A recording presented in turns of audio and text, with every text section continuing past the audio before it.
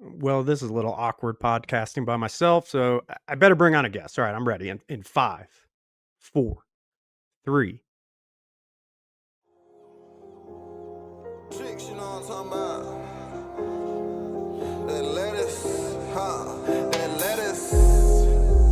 Gotta get it. Gotta get it. That lettuce, huh? That lettuce, huh? Focused all on the check. Yeah, all I want is lettuce. Yeah, just give me the lettuce. Yeah, just give me the lettuce. Let us heads. We are back with another edition of Please Let Us Golf, the podcast. Today, you got yours truly, Goldie, but I'm flying solo. And as much as you know, I would love to talk to you for an hour straight. You might not want to, but you know I'd do it. I'm bringing on a guest to assist in a deep dive on one of the most asked about and debated topics in the world of golf. And that topic is, drumroll please, club fitting. Not only are we going to be featuring some of the listeners' questions, debating all those pros and cons, maybe some of your borderline conspiracy theories.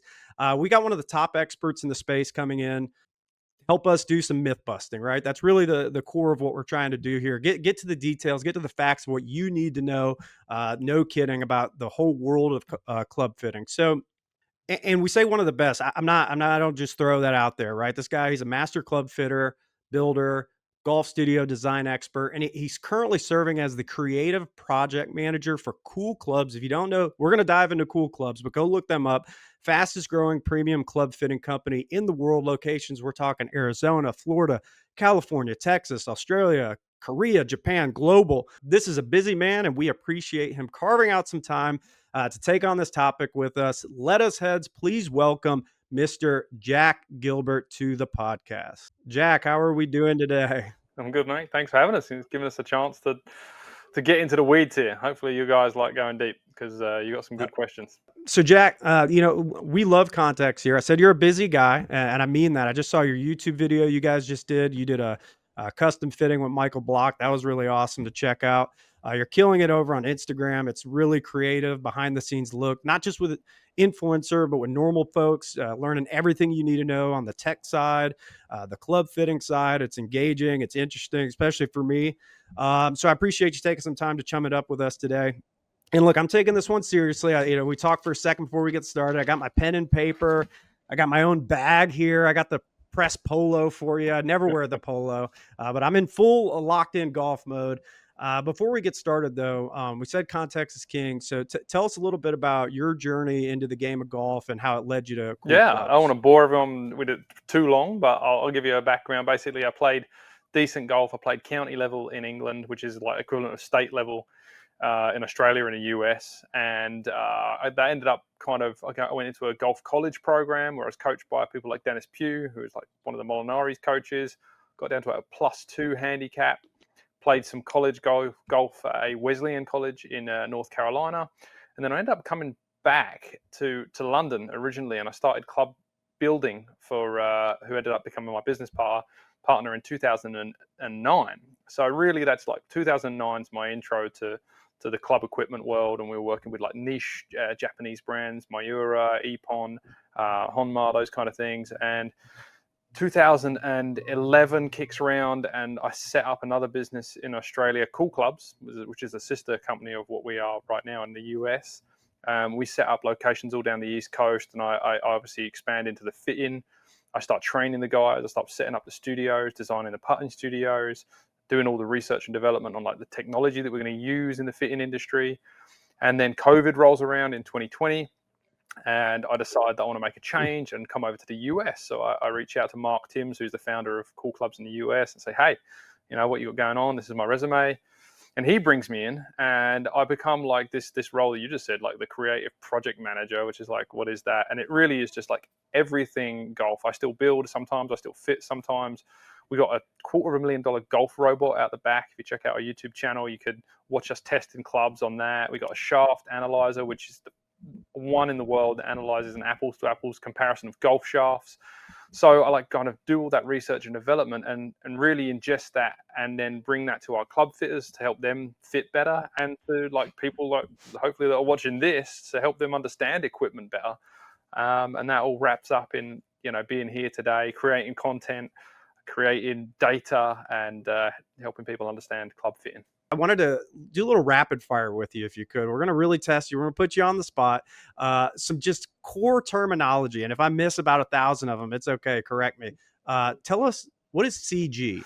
CG, center of gravity. So it's, you got a golf club, it's three-dimensional. A pinpoint inside that golf club head is where the center of gravity is. We're lucky enough to have Dr. Tom Mace on our staff, and he actually measures the MOIs and center of gravity, which is two things that are linked together. And it's basically the position in the head where if you balance the club, it would balance on any axis. It's relative. So you talk about people with, high CGs or low CGs. That's maybe talking about in the face, whether it's this way or this way. And then you've got like deep CGs or forward CGs. And if this is the face and this is the trailing edge, it's like the deeper the CG is, the further it's getting away from the face to the back of the club. Good example is like And is that what some of the weights are in the modern driver to be able to move that CG a little it's bit? all like all encompassing. Anything you do, even when you're adjusting, tiny little weight movements, you're moving that CG a little bit, and those CG changes, they affect MOI, they affect the ability to square or open the face. Like CG is one of the biggest things that it's hard to get across to someone from a baseline level, but it's basically controls a lot about how you deliver the golf club and what happens once you impact the ball. And I started with CG for a reason, because I knew it was more 301, 401 level. And it's like, hey, if you're going to dive into this, folks, you gotta turn that brain on and get ready. We can't just start with the easy ones. Okay, tell us about lie angle. So like, we hear about lie angle. You get on the board, you're hitting it. Am I flat? What's going on with lie angle? Super important. I mean, it's basically, if you look at the club as it joins the plane to the earth here, it's kind of this angle here through the shaft that's joining the shaft axis and the sole of the golf club to the ground. A flat plane would be the shaft being more towards your feet, and more upright angle would be, your hands raising higher. One of the most important things in iron fit, and even in driver fitting, people don't think about lie angle. You just think about it about irons. But drivers this year, for instance, QI35 LS is like 54-degree lie angle, so pretty flat, versus maybe your Cobra draw bias model in that DS Adapt is like 61 degrees. So 7 degrees of lie angle change through a driver model. And people talk about 1 or 2 in an iron. I was just trying to give you some perspective of what that looks like. But basically it controls the delivery of the club through the turf, as the sole enters, and then it also controls the axis that the ball's tilted at once it's left the club face, because there is a loft implication of where that angle is lying as well. No, awesome. Yeah, I'm doing my best to not make this podcast about me, because I have a driver specific question. Maybe I'll save that for the bonus coverage at the end. I hear about like kick point. Wait, is that a layman's term, or what is kick point? Kick point's like a layman's term. It's almost, after going as deep as we go with golf shafts, it's kind of like that's worth myth busting. Like you think about kick point, I think people picture a golf shaft with a weak area, and it's like that's where the golf shaft's kicking. It makes sense, but realistically, the golf shaft is it's one entire piece, right? It's this tubular structure that tapers from a wider diameter to a thinner diameter. There is no kink point, otherwise the thing would snap. So it's basically a low kick point would be something that kicks down low near the end that's in the head, and a high kick point would be something that kicks up high in the butt section. Neither of those things really happen, but essentially bend profile, so how stiff that golf shaft is throughout, controls that same terminology as kick point. You'll see bend profiles that are really strong that don't change much, bend profiles that are really weak where the handle's stiff and the tip's soft. Like I talk about it as bend profile, and in sectional I say the tip is this, the mid is that, the butt is this. People talk about kick point, it's like this overarching coverall. I think is a bit of a cheap term. Yeah, no, that's why I threw it in there. No, thank you for that. And then so in the irons, I put cavity back here, but you hear blade, cavity back, you got the player's irons. What are we really looking at as a difference in that area? I mean, if you look back to the original kind of thoughts on that, let's talk about ping. When they cast the club, they were able to do things with casting like create these hollow sections that you just cannot do with a forging. So when cavity back came around, like that was the breakthrough. Is we can create a shape here all of a sudden that we couldn't do just by squishing a bit of metal with a forging hammer.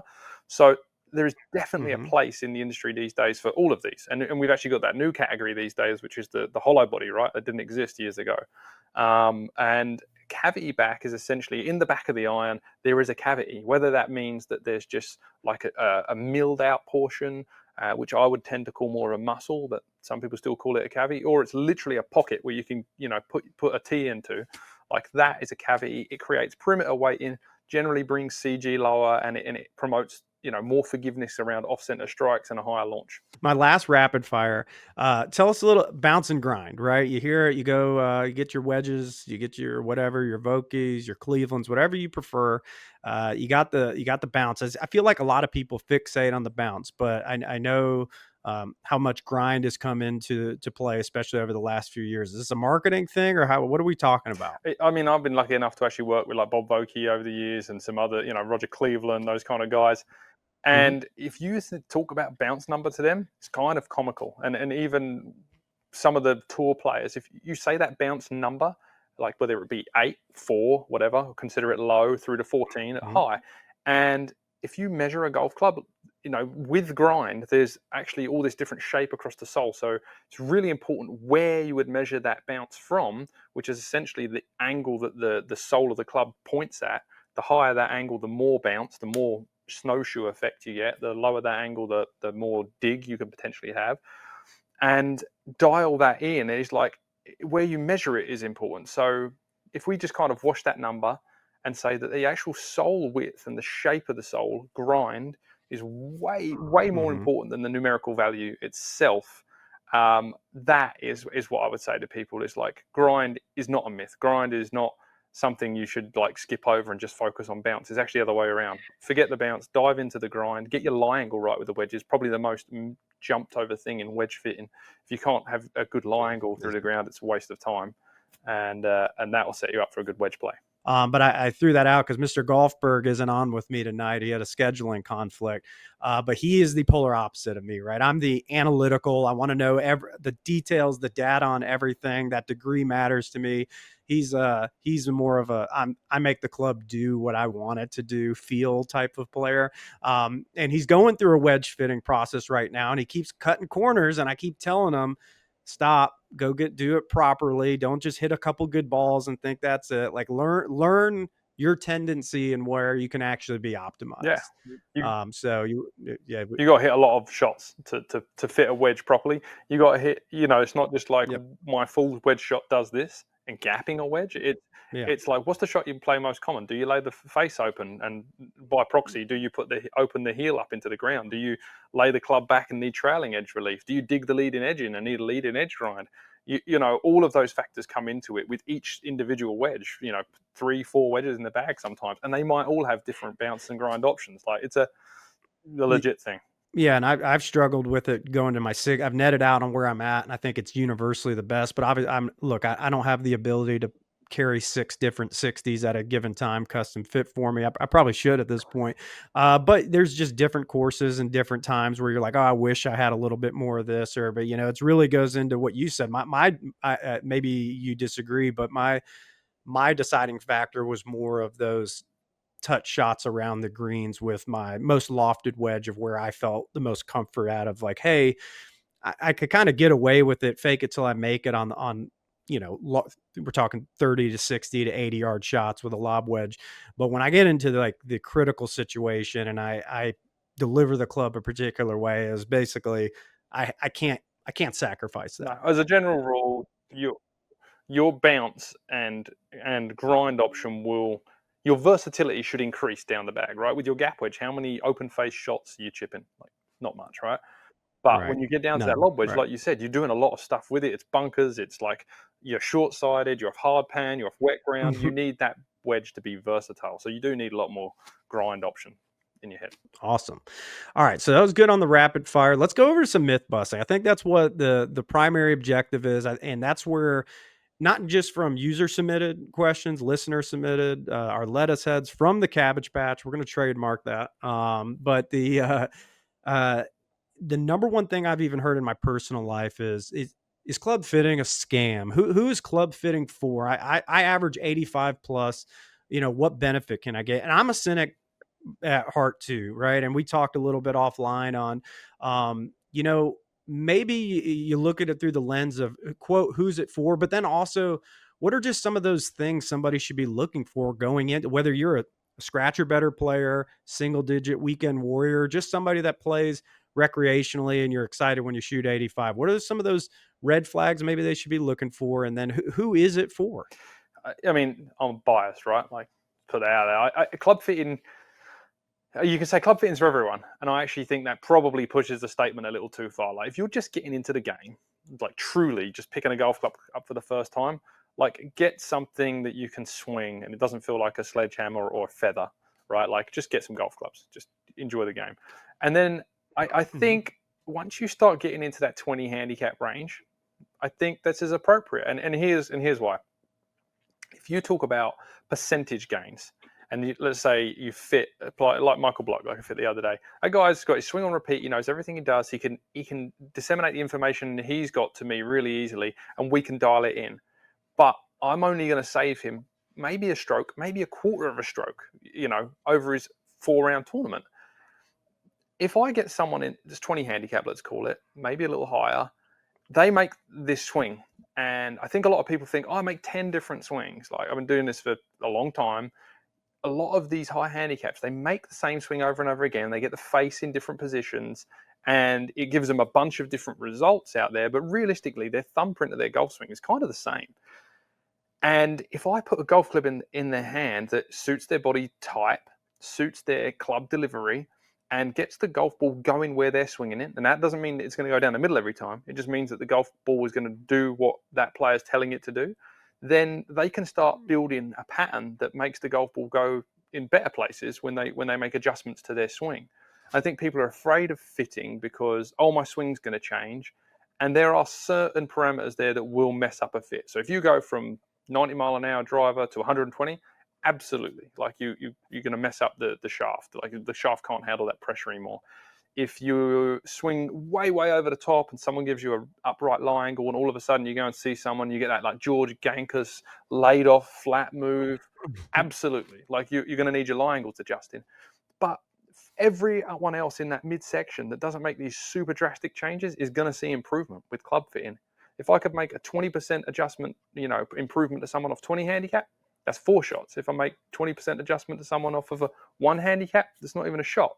So it is for everyone. No, well, no, I mean, it makes sense. Again, like my cynical side is more so not in, again, I'm a data guy by personal education and trade. I'm a data analytics dude. So I love diving in, and it's not that I hate saying believe, because it's like, you don't need belief in it. It just is what it is. But I think that kind of goes a little bit into my second question, and maybe we can reattack on some things people should look out for when they're going to see a fitter.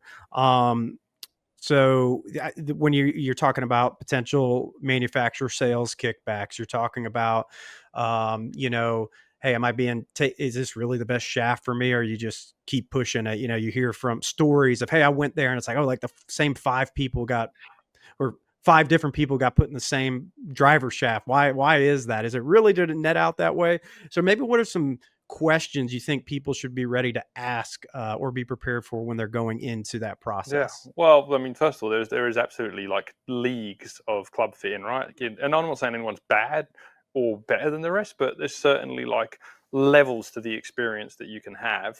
And hand on heart, all of our people at Cool Clubs, we're performance driven. There is no incentive to make a sale, especially from a specific brand. Like, it's all about performance. And you'll read in some of our comments like, oh, I went to Cool Clubs and the guy couldn't sell me anything, and he turned me away and he didn't charge me for my fit. And it's like, yeah, well, we want to get you a result. We want you to play better. So I think coming into it with an open mind, also from a customer perspective, you don't want to play Titleist, you don't want to play TaylorMade. That gives your fitter the best option to get you the best result. And then if you you think about data, right? Like, you're a data analyst, data is king. You can't really hide from that. So as a fittee, someone going to get fit, I would just keep my head, even if it's like you don't know the numbers, TrackMan, Foresight, any launch monitor shows you these dispersion graphs. If there is an obvious change of improvement, you were hitting it like a buckshot across a field, and then all of a sudden you've got this tight dispersion, like that's an improvement. And that's your evidence that you need that you're not just being sold something, you're actually getting a result.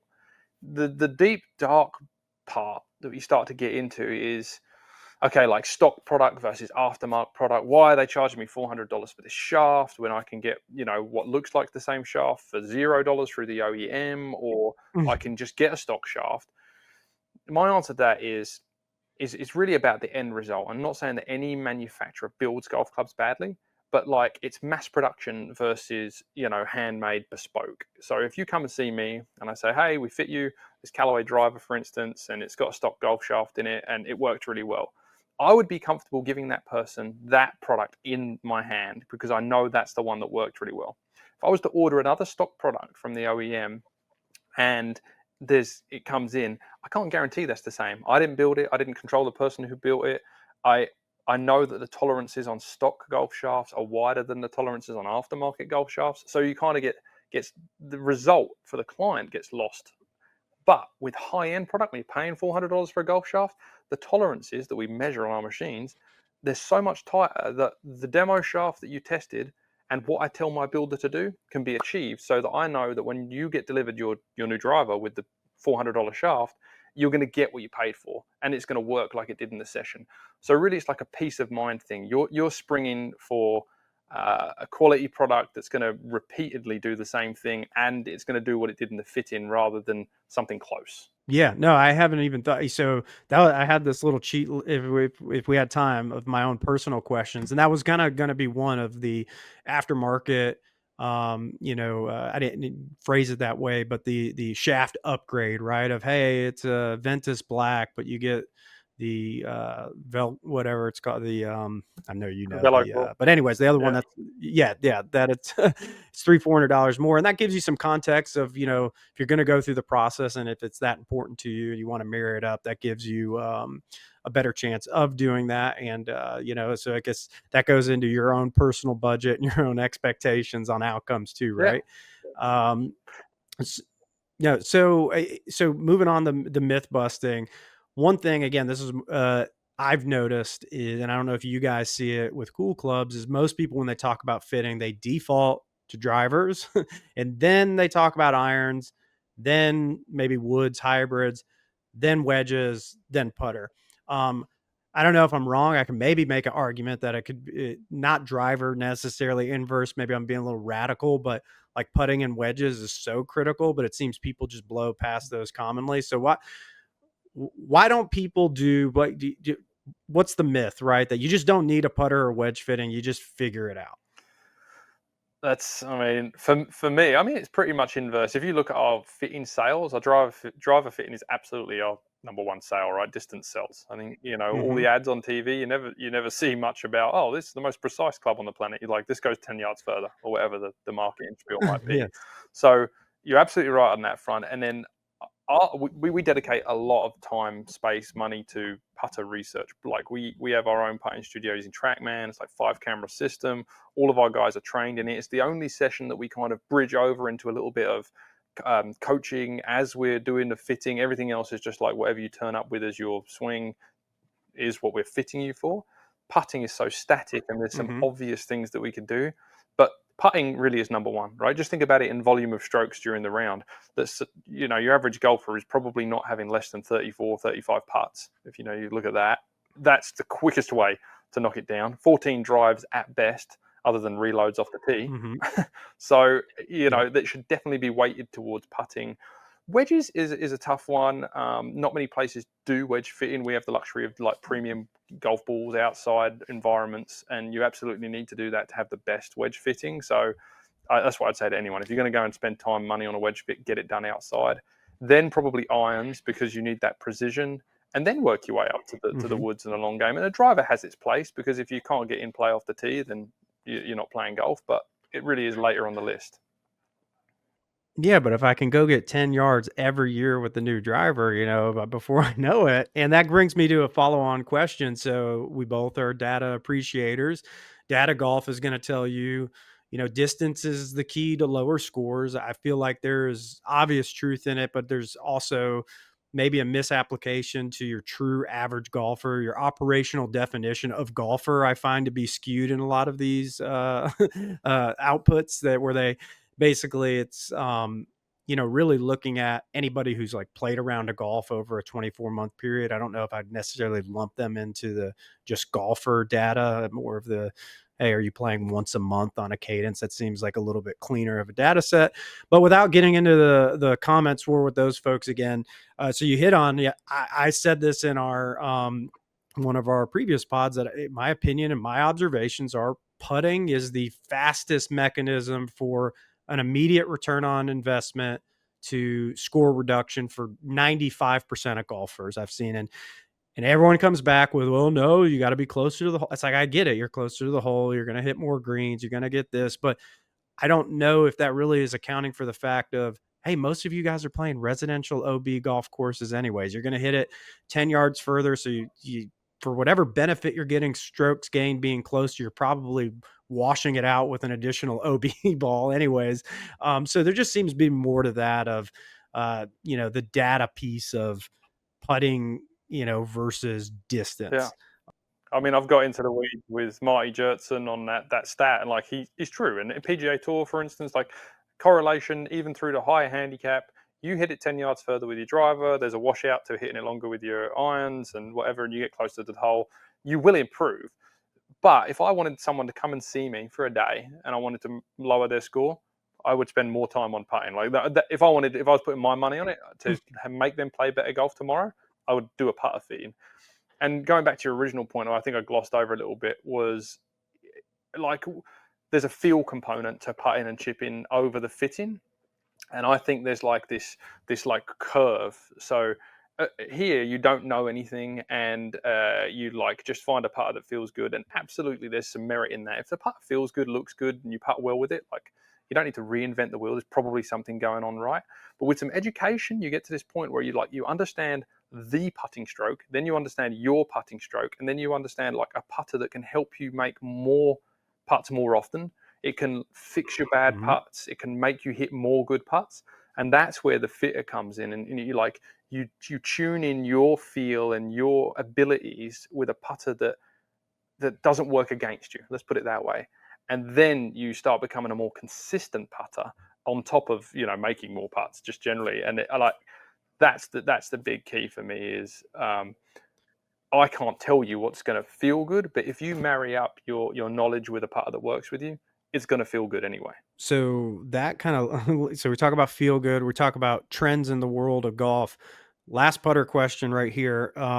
So lab putters, the center shafted, I think there's another term that I'm missing for them, that are all the fad. I'm seeing them pop up like crazy on the amateur ranks, golf courses. You're seeing a lot more professionals go to them.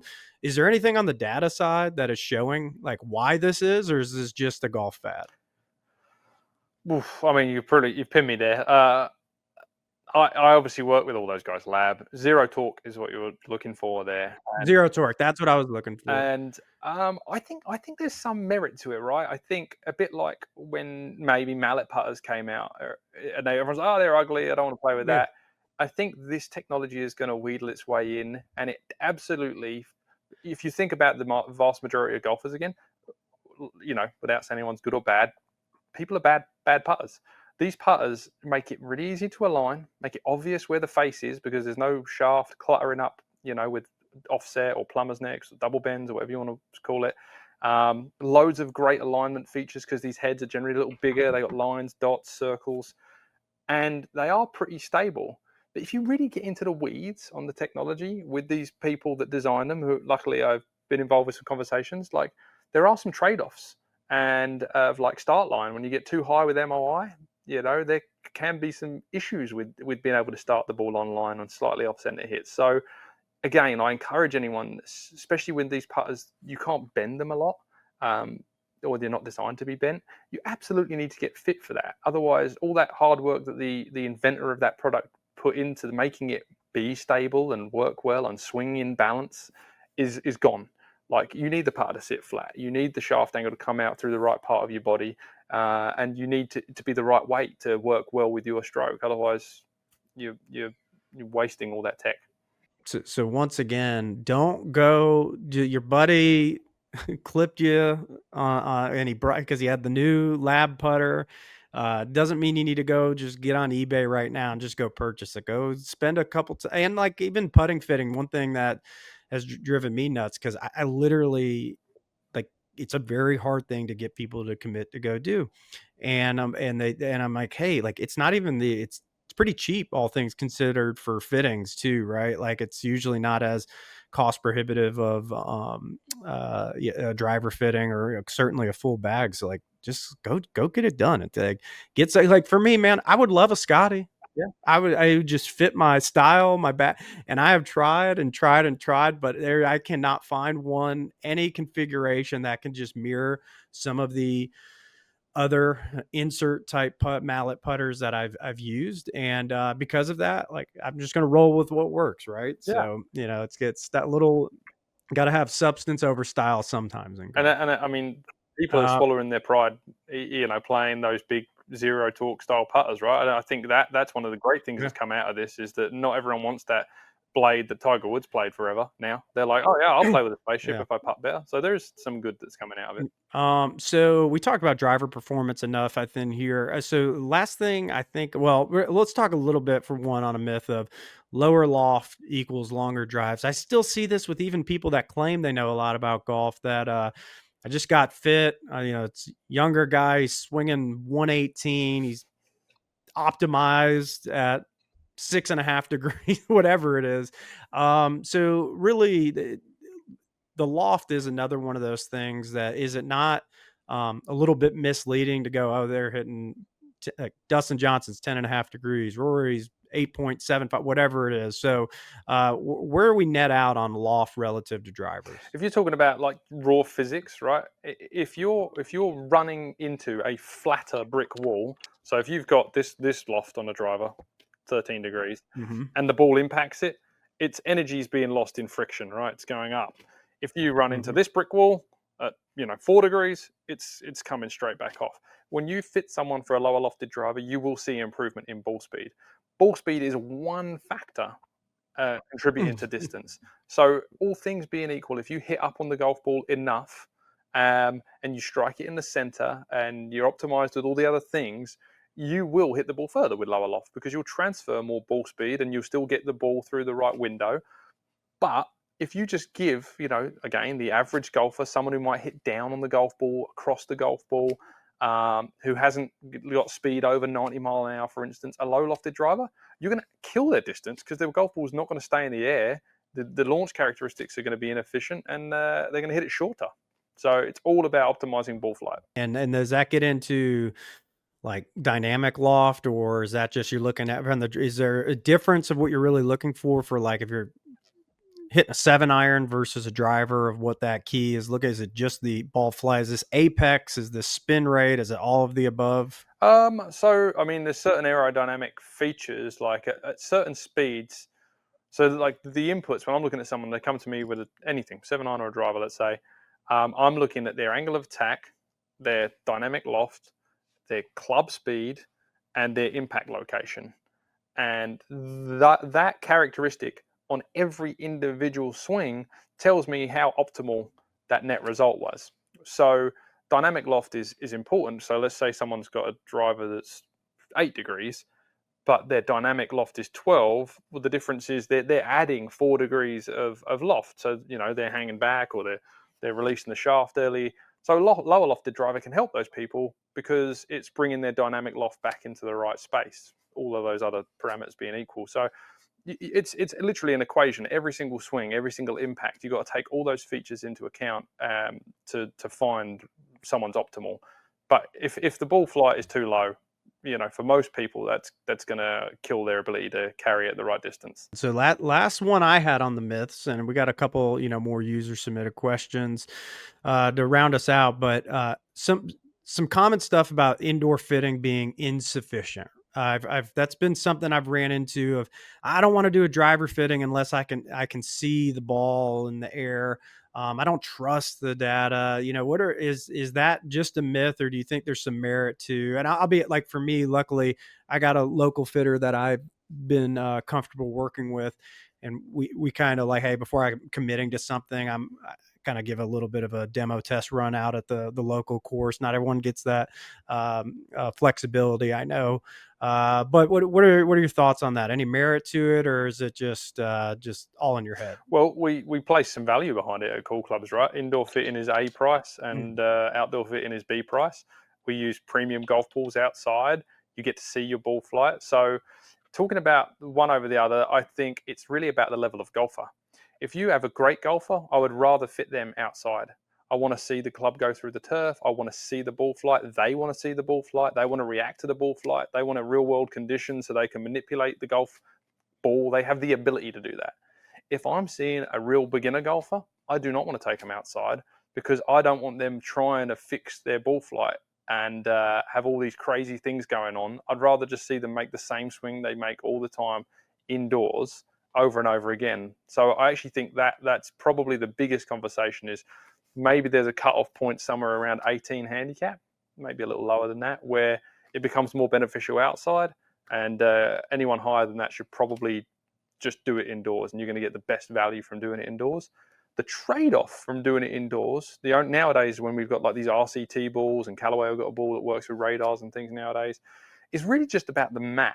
So the mat affects spin rates. The mat affects how the club works through the ground. So it kind of affects face angle delivery and even loft delivery in some cases. So you see a buddy who's like on the range, and you're on one of those hard driving range mats, and he kind of ricochets his fairway wood up into the ball, and he's like, I got it. He gets on the golf course and chunks everything and is surprised.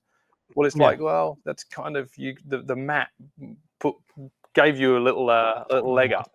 So it's like understanding all those parameters, but there's definitely a world where both should exist. And if I had one choice to fit for the rest of my life, it would be outdoors. But I think indoor fitting has its place. No, that's all. Yeah, that's a really interesting delineation there, though, of like what you're really the level of detail you need to get in with the better player versus the lesser skilled who's going to start trying to do manipulations if they see the ball going, every which way. Yeah, that makes a lot of sense. Also, the whole mats thing, man, again, love my local club, but they went to the hard mat in the back, and really, honestly, through the bag, it doesn't bother me except wedges, because it gives you such a completely different profile off the club face. I mean, I'm hitting it, a mile in the air. You can't miss hit it. And every single time I play, my first wedge of the day I hit is dog Yeah. shit. And then I recalibrate and I'm fine after that. But it's a little fat and it's not where I want it to go. So we got to have like a wedge grass area. Let me tear that Yeah. up. But Well, everything else is they're fine. also the one caveat is don't fit wedges off the mat unless you're just fitting for like distance. Yeah. Just absolutely get outside and do wedges. All right, so I mean that was pretty awesome on the myth busting. I appreciate it. That was definitely probably my favorite segment I've done on the pod of trying to really dive into some of these things, because it's not just, again, we had some people send us questions, but it's stuff, honestly, you just hear it. Hey, you playing your Wednesday men's group, your Saturday ladies group, you go on the golf trip, you hear all these terms, and I just did this, I went through that, oh, that's bullshit. So I think that was a really good way of diving in, but still approachable. But I still have some rounded out questions. We got some folks too. So you just talked about golf ball. You talked about, indoor, you have these other technologies. What role does the golf ball have for you in the fitting process? And is that really one of those things too, of maybe if you're looking at the better player, we're trying to fit them with the ball that at least they think they're doing, or how much do you guys even get into golf ball fitting in itself? So which golf ball are you playing is like one of the top 4 questions I ask when I meet someone before I start the session. Because that gives me kind of like my baseline understanding of what they're used to experiencing, like how much golf ball impacts their ball flight relative to the ball that we're testing with. Generically, we'll test with a Pro V1 when we're doing outside testing, for instance. And that's my start point. So then I'm kind of making comparisons all the way through my data set and being like, okay, well, this Pro V1's spinning a little lower than their ball or higher or whatever that might be. And I would call the golf ball at the end of that as a finishing tool, right? So like you've you've done all the hard yards. The club is doing everything, and you're like, man, I wish I could get this to spin a little more with the driver, or launch a little lower, or this guy's really battling with this wedge shot, this short 50-yard wedge shot, and he's making good contact, but he hasn't got the spin. And Ping, of all people, who have no skin in the game in the ball market, created this tool called Ballnamic, and they independently tested, kind of like what we do with golf shafts, all the golf balls. And that is such an awesome tool. Like, I encourage anyone to go out there. It's a few bucks to get and fit yourself for a golf ball. You just need a bit of data, but it gives some awesome insight into those finite things that you might finish off a club fitting with, and say, right, we're nearly there with the driver, but this golf ball is going to provide that last 2% that you need to optimize your game. I think that's where I place that.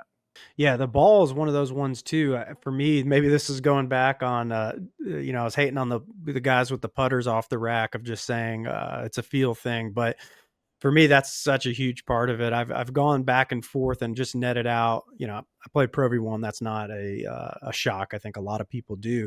But I've tried the other premium balls, and I'm not just saying it. Like, I feel and see a difference when I play golf. And it's not that, hey, maybe if I got on properly, maybe there is a marriage of where I could be optimized elsewhere, but it definitely is a huge part of the game for me, of like the look, the feel. And really for me, it's like on and around the greens, right? I want something that I get enough softness, but it's not like a marshmallow, get enough spin, but it's not going to rip completely back. And that's where I've netted out on that marriage. But it seems like another thing that a lot of people kind of blow past in the fitting I always process. try and say at the end, if someone asks me about ball and we make a recommendation, I'm going to try and recommend 3. Go and buy 3 3-packs of these 3 different balls, because I can't tell you what feels right. Like, absolutely, I remember an experience with myself when Pro V1 changed and their X got a little harder. Yeah, why they have to flip the X in I the don't know ball? what I Why think that do was they do about that? some tour play, basically getting the right amount of volume on tour. But the X ball became so hard, and I played a decent round of golf, lost my mind with putting because it got louder to me, clickier, and then I Yeah, it's lost like my touch it's a click. entirely. I could not putt for a week, and I thought, I mean, I've lost it. Here it is. Here's the yips. We're out. And I flipped. I don't know whether I went back to Pro V1 or I just changed ball entirely at that point. And I was like, okay, now this softer ball feels better with the putter. I got control over it. That meant a lot more to me than the 300 RPMs with the driver. So now that we've gone through, we're through the bag now. We've talked about all the clubs. What's the ideal checkpoint for somebody to come in from a fitting process, right? And maybe answer it through like an unconstrained and then like a realistic kind of budget constrained of take me. So let's say I'm a scratch to a +3 player. Is there really that frequency of change where I should be coming in for check-ins? And then also for your 15, 20 handicapper of, hey, let's say they're starting to take golf a little seriously and they are improving. Probably with those improvements, there's some swing changes, right? So where do you net out on that? I think if I'm to talk about technology improvements, I think 3 to 5 years in each section of the bag, drivers and irons and wedges, those kind of things, you start to see like a significant jump. And we're just doing this testing at the moment, driver, the old versus new, and we've gone 3 models back. So in most cases, that's 3 years, but for Ping and Titleist, that's 6 years. So like we've seen decent improvements. We're not seeing the center hits go like 10 yards further like they're advertising, but we're seeing the off center hits do that. So forgiveness is certainly improving across the board, driver through wedges. So I think 3 to 5 years for a decent golfer would be in that +3 through to even 10 handicap. I think that kind of covers. That's going to like give you improvement. And then outside of that, I mean, there's obviously dedicated golfers that are above a 10 handicap. I don't mean any disrespect to that, but if you're not working on your game and you're not like putting equal amount of time in on the range as you are to buying golf clubs, then you might as well wait 6, 7 years. And okay, I've burnt the grooves out on my irons now or my wedges, and the drivers, absolutely can I see improvements 6, 7 years down the line. So I think that's kind of a fair scale. People who come in every year are like total tinkerers. Like, we love it. It's great for our business, and sometimes we do get good improvements year on year. But I think 3 to 5 is probably a fair call. I've been recently accused, for some people listening to this podcast who know me, of being a tinkerer. That is bogus. I played like the same clubs forever. I had back-to-back left wrist injuries, and I was searching, right? I'm delivering the club differently. And I couldn't get the feel back. And I finally did. I got out, and it's all good now. But I've been accused of being a little bit of a tinkerer with some bag upgrades frequently over the last, let's call it, 2 to 3 years. But I think I'm good It's a rabbit hole. Once you get now. into it and you enjoy it, like I mean, that's most of the people that we see at this pointy end of this. We're high end, we're a high end company. The people just love it. They love the hunt, they love searching, they Well, love tweaking their loft. yeah, that's kind of where I net out. I just think it's an awesome process if you really find like practitioners that are like you mentioned earlier. There's levels to this experience, Mhm. right? Maybe you don't got to go to the top premium that's available, but there's another tier in there where I think it definitely would change people's minds a little bit. For sure. Um, a couple more final rapid fires. Are blades dead? Is anybody getting in? Is anybody getting them If you anymore? look at if you look at the stats, like I think PGA Tour stats, don't quote me on this. I'm sure someone will, but I think it's about Mm, 7%. I think on tour of blades. So are they dead? Yeah, probably. But they're not dead in the sense that like they don't work. If you look at robot testing, the consistency off of a mhm, blade is vastly better than the consistency off of one of these big hollow body game improvement things. So, but they're less to look at. They're not as confidence inspiring. yeah. And for me, the blade game improvement iron question is all about that sole design. What helps you get the club through the ground and deliver that correct loft? Blades have no real sole design. They're slim, they're sharp, they're butter knives. That old terminology. These big Mhm, clubs that have all this other tech going in them, including strong loft, have these massive fat soles, which help people that are coming over the top and digging it in the ground. Like it actually improves their ability to make contact with the ball. So blades are consistent. If you're a great golfer and a great ball striker, play something like a blade, muscle, or a real small cavity, you're going to be a more mhm. consistent golfer. If you're chopping it in the ground and you need more real estate on the golf club to actually hit the golf ball, go down that other route. Like, don't bother with a blade. What's the point in making this game harder? 'Cause they look cool. Right. All right, now yeah, no, you gotta look cool. Are large grips a fad? Not in the putter, but you're starting to see a little bit of a trend. It seems like if Bryson says anything or, just people just jump on it nowadays. I could ask you, could you explain Bryson's lofts to me? But that might be a whole nother podcast. But is this something in the fitting process? I think we didn't really talk about grips, but grip is important in the fitting process. I have a little bit, I would call them average, maybe slightly below average size hands, and that's one thing, in terms of how many wraps, and it makes a huge difference. I grab somebody's grip or club that has just a non-standard, whether it's doesn't even have to be jumbo, just some neutral size, medium, and it's a significant difference. So where does the grip come into play, and are you seeing a fad towards the thicker, and does it really do anything? Like, what are you trying to achieve with the bigger grip? I think this is, and I'm just upfront. I am not sponsored by anyone on any front. We actually have an event here tomorrow morning with Jumbo Max. They're coming in to do a grip fitting thing. I've been through it myself. So, is it a fad? I think if you look at it in the rawest sense, you look at one brand and people jumping on this Jumbo Max thing, like you could start to err towards, oh yeah, like this is only for a very very niche group of people. But if you actually start to like peel back that onion and look at it, when golf clubs were first made, they wrapped some leather around a bit of hickory and said, "Here, that gives me something to hold on to, right?" And then over the last whatever 100 years, maybe more, it's like evolved into these rubber styles and corded styles. It gives you more traction. We've gone up to this point of a jumbo grip, right? Before Jumbo Max, we had the jumbo size, and someone said, "That's it. That's where it stops. This is as big a grip as you can ever have." And we saw that change drastically in putters, right? Everyone swapped from the tiny, thin Tiger Ping Blackout to the Super Stroke, and they're huge. And I think we're on the cusp in the industry of actually uncovering something huge with the grips. Like, why did we stop at jumbo back then? Why was there no real investigation in doesn't a big grip work better? And I've jumped in that rabbit hole. I'm still way down deep in the middle of it, and I don't know where I'm going to wash up. But I'm using bigger grips, and I think that there is actually merit to control of the golf ball, maybe some speed. I'm a bit maybe not sold on that, but having more control of the club face, having different muscles, swing the golf club over slim grips. I just don't think we should shut the door on it being a fad. I think you should absolutely investigate it. The advantages of the bigger size with lighter weight and the bigger size with even heavier weight is something too, like the weight of the grip. I think we are scratching the surface of full swing grip size and weight for revolutionizing the ability to swing the golf club more efficiently. Whoa, I didn't think that's where that was gonna go, but I'm just gonna be on the sidelines, and then if I'll demo something out. I'm not opposed to it, but yeah, revolution. Those are big words, but so I'd like to round this out of the final question. What is the future of club fitting? So like, what are you seeing? What is technology? Even impacts from, we didn't talk about this, so I don't want to put you completely on the spot of a potential golf ball rollback. What are you seeing that you're excited about, worried about, or where do you maybe see this in the next decade?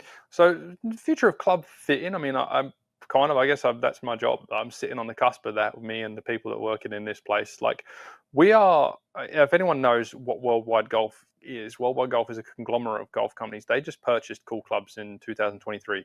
So we're under this huge umbrella of all these golf companies. So really all this R&D that we're doing at Cool Clubs at this, pointy high end level is going to wash out to educate in that very initial raw fitting that you get when you walk into a big box golf store. Like we are going to, through Worldwide Golf, have the best technology in the world. So I think that's something, right? The average golfer is going to have access to great information, and it's already improved dramatically in the last 20 years with launch monitors, right? So I think you're going to see more data, more tech, like wearable tech of playing golf, and more insights into how to improve. We see that with Arcus. We see that with like the Golf Shot data app. Like everyone's just capturing data right now. And as AI comes in and we've got all this data mined, something is going to crack, and we're going to figure out, okay, all of this means something, and the AI is probably going to just be like, well, that was obvious, here it is. So I think it's going to become more accessible too. The ability to capture, like we use Sportsbox AI in our fittings, capture a golf swing at home in your backyard or your driving range and send it across to someone like us at Cool Clubs, and we can see that two-dimensional video turn into a three-dimensional swing and capture data points that we would have been capturing in person anyway. And with all of this machine learning that we're capturing from all this captured data, we're going to be able to pair those two things together and get like a pretty accurate measure of what you should have as a golf club without even meeting you. It'll be one video or 3 videos sent across, and we'll get you a pretty close specification. Regarding golf ball rollback, I mean, that's been talked about for a long time. I think the OEMs are prepared for it if it does happen. I think what we saw with the wedges, when they peeled back the grooves, they said, oh, no more spin. I think if you look at the scale from RPMs from certain shots when that rollback, before it happened to now that it's happened, it's washed out that the equipment has now reached that same level with other technology. And I think that's what happened with the golf ball. They'll roll back, the manufacturers will reinvent equipment to negate that problem, and we'll be in the same thing. I think it's a bit of a waste of time, to be honest with you, especially pros using it and the average Joe not. And I think that's bad for the game, because golf is completely aspirational. You and I can go out, play the same golf courses the pros play with the same equipment, and like measure ourselves. And like that's the fun about golf. Like, how good can we be? Can we beat Bryson today? Like that's what it's all about. And you do that and you start giving them different equipment, I think like takes away from the golden ticket behind the game. Well, we could do a whole podcast on that topic. I think I net out we're agreeing with you on the anti-bifurcation take there, and some of the spirit of the game. I know the counter arguments come in with you're not really playing the same equipment and it's not the same course setup, and I think that's just missing the point. But that we'll save that for another day. Maybe do a check-in down the road with you, Jack. So Jack, from the Lettuce Heads, from the Please Let Us Golf crew, we really do appreciate the time. I know you're a busy guy. Cool Clubs, you guys are doing awesome work. You find you Instagram, YouTube, Cool Clubs Golf. Anything else before we depart today? No, I want to apologize. I go down the rabbit hole and I probably missed some questions. I know I probably skipped over a few things. So if you ever want me back and you want to go back over stuff, don't be shy to give me a call. I'll be happy to No, dive deeper. yeah, you can't knock it all out in one try. But no, we appreciate it. And guys, hope you enjoyed that. We got a lot of fun guests coming up over the next few months. So as always, as simple as that, stay plugged. Peace.